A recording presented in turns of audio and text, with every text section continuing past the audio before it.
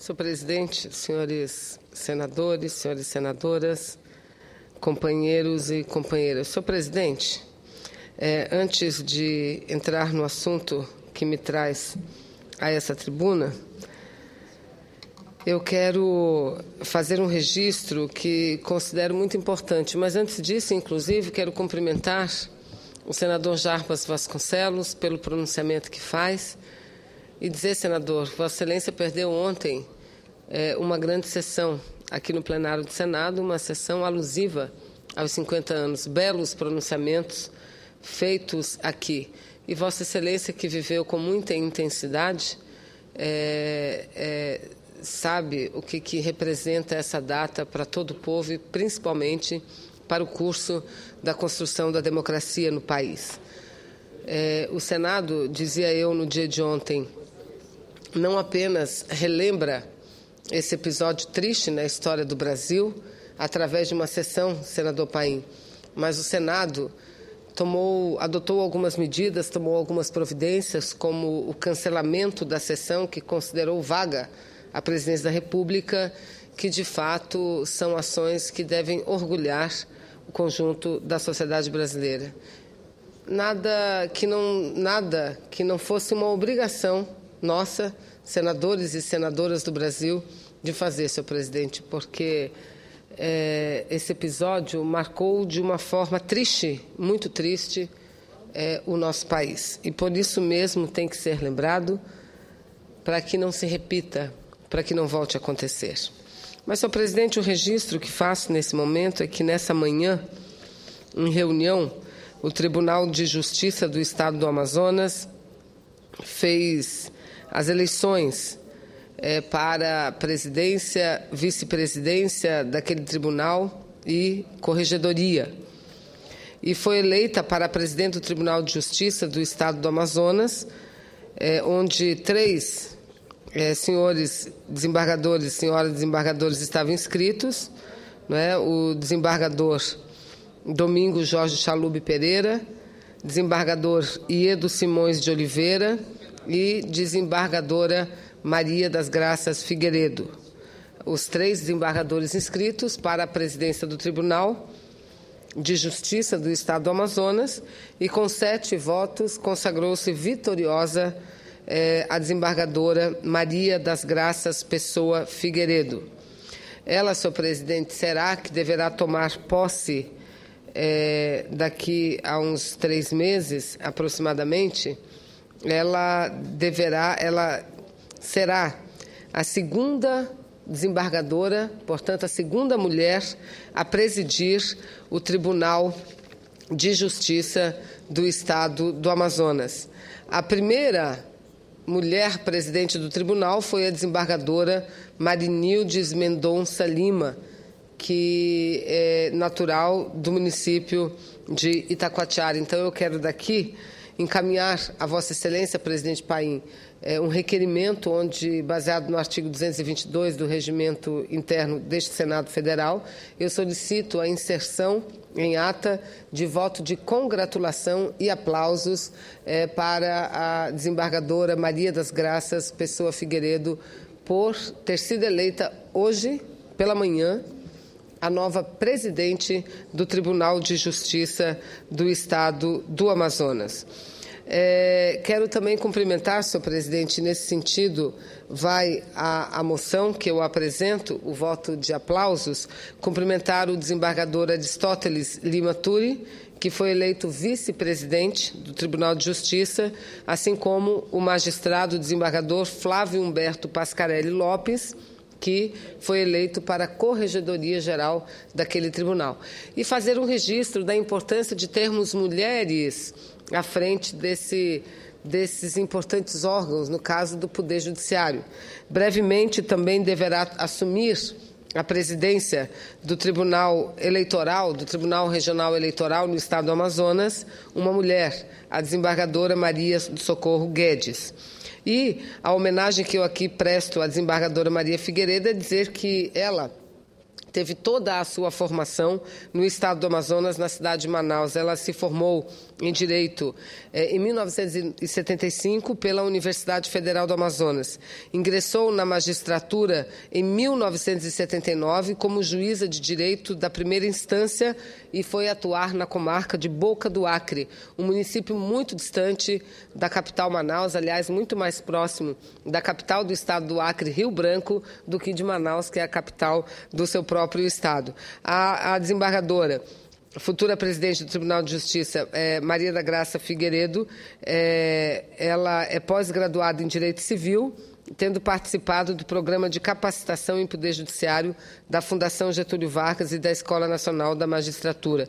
Se tornou desembargadora no ano de 2004 e foi presidente do Tribunal Regional Eleitoral no período compreendido de 2010 a 2012.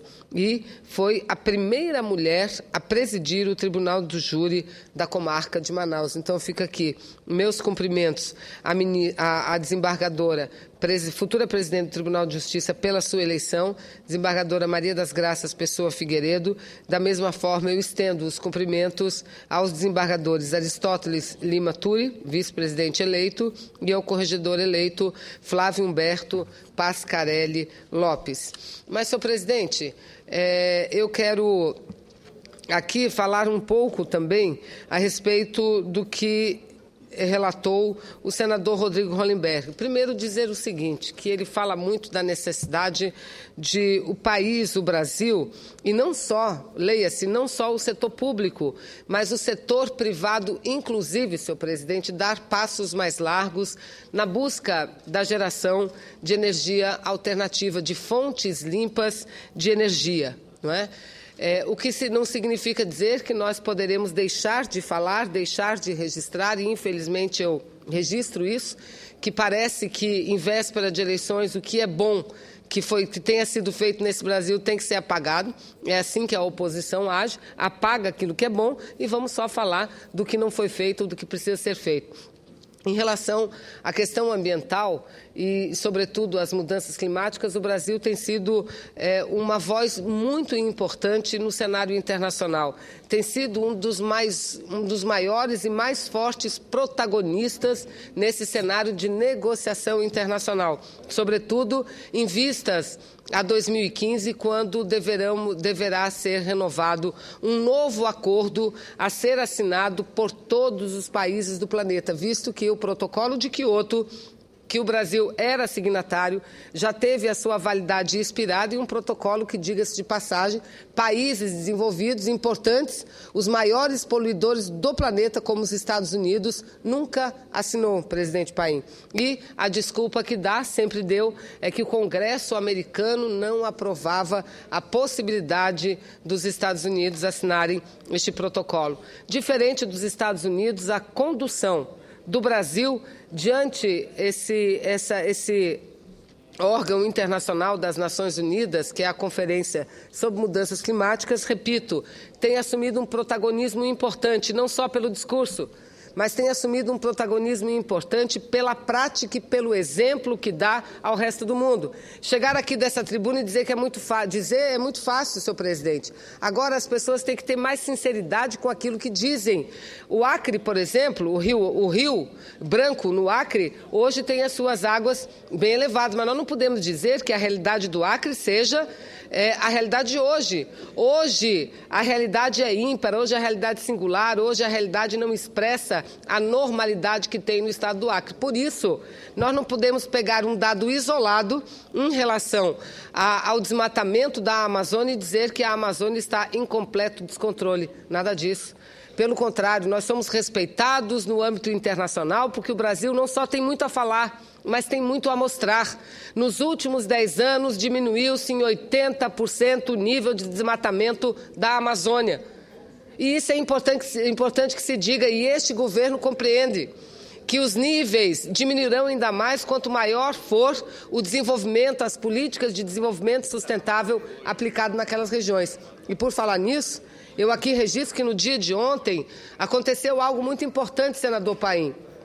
que parece pequeno, mas serve de exemplo de como que uma política de desenvolvimento sustentável, bem conduzida, bem elaborada, pode levar à preservação ambiental, à geração de renda e ao desenvolvimento ao mesmo tempo. No dia de ontem, em Manaus, foi lançada a terceira safra do pirarucu, oriundo do manejo dos lagos de áreas de preservação ambiental. A terceira safra, porque o pirarucu é processado numa fábrica localizada no interior e através dele é produzido o bacalhau da Amazônia. Então foi uma festa importante do governo do estado, desenvolvida através da Secretaria de Desenvolvimento Sustentável e da Secretaria de Produção Rural. E isso mostra o quanto um projeto correto, repito, respeita o meio ambiente e é capaz de melhorar a qualidade de vida e melhorar a renda das pessoas. Não à toa, senhor presidente, que hoje todos os meios de comunicação desse país, quando divulgam a notícia sobre o novo estudo do painel de mudanças climáticas, mostra com destaque o Brasil como exemplo em diversas iniciativas. Está aqui o jornal Estado de São Paulo do dia de hoje. Qual é a manchete do jornal do Estado de São Paulo do dia de hoje? Painel cita técnicas do Brasil como alternativa. Então não adianta querer transformar em negativa uma notícia que é extremamente positiva para o Brasil, presidente Paim. Essa é a manchete, não só do jornal Estado de São Paulo, mas de todos os jornais. Repito, o painel das mudanças climáticas, que engloba pesquisadores e cientistas de todos os países que compõem o âmbito das Nações Unidas, mostram que técnicas utilizadas.